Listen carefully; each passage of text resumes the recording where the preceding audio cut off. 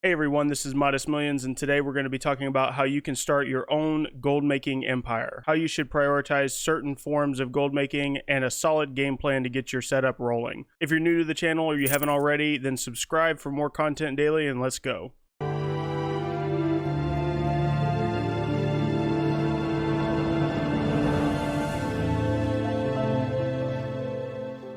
So today I really wanted to talk about the different types of gold making and what I consider the different tiers of goblins and how gold making evolves through that process. This is going to be a decently in-depth guide with a good amount of in-depth follow-up with other guides and specifics for each area. So covering the main types of gold making, you have crafting, raw gold farming, material farming, transmog farms, and auction house. Now there are a lot of other different subcategories in these, but these are the main ones. So with crafting, you have a lot of subsections, but a majority of your crafting should almost always be current expansion. You should have a majority of your gold in this section of crafting because these items are the items with the highest turnaround, and you're able to sell them at a considerable amount more than other areas of crafting. Now, this doesn't mean that you should neglect the other areas, but we'll come back to that. Next, we have raw gold. Now, these farms are highly volatile, usually require a lot of time, and also get swift nerfs, especially when it comes to shadowlands. However, these have been a great way to mitigate economic collapse when markets dry up during content lulls and toward the end of an expansion. So these farms are normally something that you would not be using during the middle or beginning of an expansion, or you should use very sparingly and come back whenever there's a content drought. Next, we have material farming. This essentially can be broken up into new content and old content. This is a large part of the gold making right now for getting your starting gold and being able to start investing into crafting and other things. For example, in Shadowlands, skinning is still super profitable and still, even with the price drops, can make you a significant amount of gold. Then we have transmog farming, and that's essentially running dungeons and old open world farms to try to get rare drops, and also stockpiling on transmogs to list and sell to people that are looking for the appearances. This is one of the more complicated areas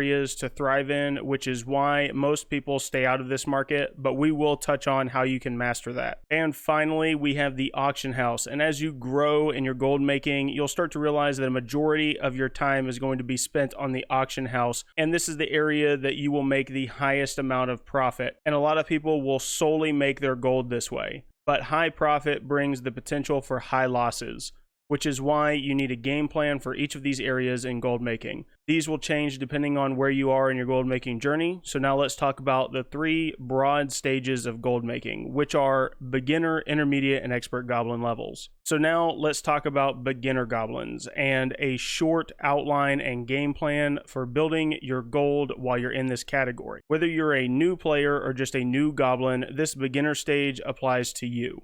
So during this stage, you need to be planning out your gold making like this graph here. A majority of your gold making in the beginning should be from current content material farms and current content crafting. Use the material farms for a while to get a good stockpile of raw gold on your server. Then once you have that, you can start focusing on building up your crafting for Shadowlands. I would say a good starting point is 500k extra liquid if you're looking to branch out of this tier of gold making. Now you should stay focused on Shadowlands content while you're in this tier, getting all your rank 4s if that's what you're going for, all of your rep, and making sure that you have cooking up as well. Once you have all the professions maxed and consistently posting with consistent material farms, then you can move on. I think once you have all of that and you also have at least one toon, if not more, then you've now branched into the intermediate level of gold making. Now this is where I think a lot of gold makers get stuck and never really fully make their way out of. So now that you have all of your current content crafting on your character maxed and your routine is set, how do you branch out? Well, you start by branching out into the different gold making areas like crafted transmogs,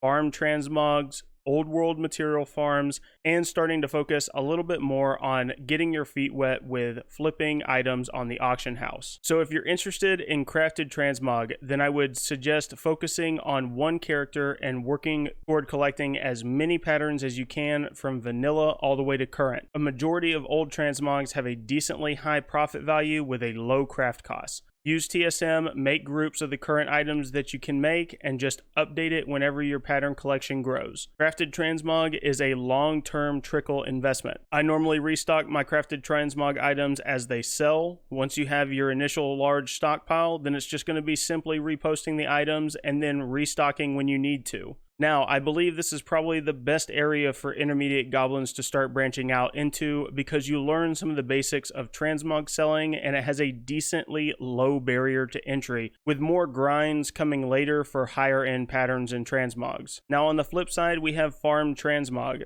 And the reason that I have this suggested lower than crafting transmog is really simple. With farm transmog, let's say that you put 1 hour into farming and you get a 50k transmog drop. So you've gotten really super lucky. Or you spend 1 hour farming a pattern that's worth 10k whenever it's crafted. So which of these is better? Well, since we're looking at transmogs crafted and farmed as long-term investments, then look at it this way. If it takes you 1 month to sell the crafted transmog and 1 month to sell the farmed transmog, then over the course of a year, you would make 120k off of the transmog that you farmed for 1 hour for the pattern. And to make that same amount with the farmed transmog, you would need to farm 12 hours or more to possibly get enough of those items to sell. Which is why for passive gold, crafted transmog is king. You have time spent up front and then years of easy crafting and compounding profit. But, however, farm transmog has its place when trying to add diversity into your posted items, but it should not be the focus. Farm transmog should be done in tested areas that have been proven to show high profits like Silithus, Burning Steps, Saltstone Cave, and a lot more. If you're wanting to focus more on the farm transmogs, then make sure that you're hitting spots that have high potential gold per hour, so you can make the best of your time invested.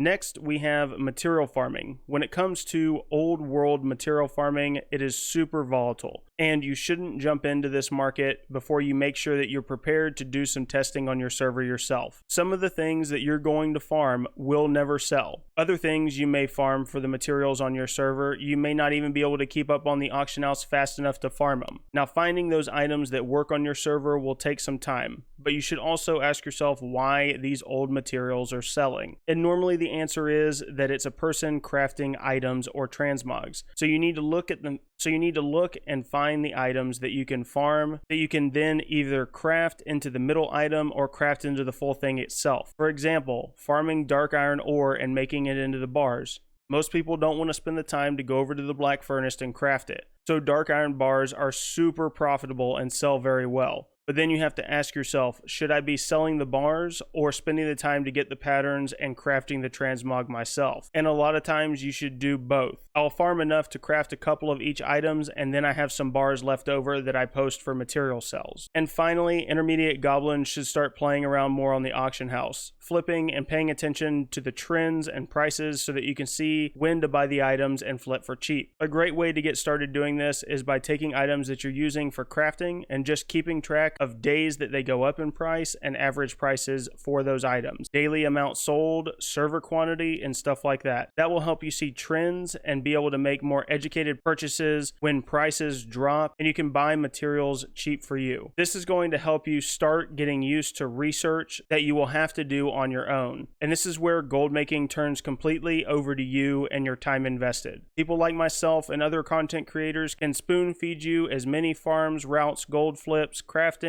and make it as easy as we possibly can for you to make tons of gold on the auction house and other ways. But if you're wanting to be successful on the auction house, this takes time and research on your own. It won't be handed to you. Sure, you may get lucky and have some sales and profits, but to see consistent sales, this is where you start turning into your own testing resource. Start watching some of your crafted transmogs that you're crafting and watch for people selling them cheaper than the crafted value and start buying them up cheap to increase your inventory and then sell those items. Shirts are a great example of this. A lot of people use shirts to get into crafting and then give up on them because they're only making 30 gold profit per sale, and then they just dump crafted items onto the auction house to get rid of them. That's a perfect time for you to jump in and get your feet wet with flipping items. And now, after we have all these things done, we're starting to branch out into the other forms of gold making and optimizing everything that you can with certain forms. This is when you branch into the expert goblin level. When you reach this point, if you're doing a little bit of everything below, optimizing everything that you can, then you can start branching out even further. Once you hit this point in gold making, you will normally make a decent switch to a lot less farming unless there's new content and new patches or expansions, and do a lot more of buying mats in bulk, craft large amounts of items to resell. At this level, the extra time from not going out and farming as much materials should be spent farming additional items for transmogs or crafted transmog patterns to start building your automated passive gold. The more that you have at this point in your setup that you can just log in, craft,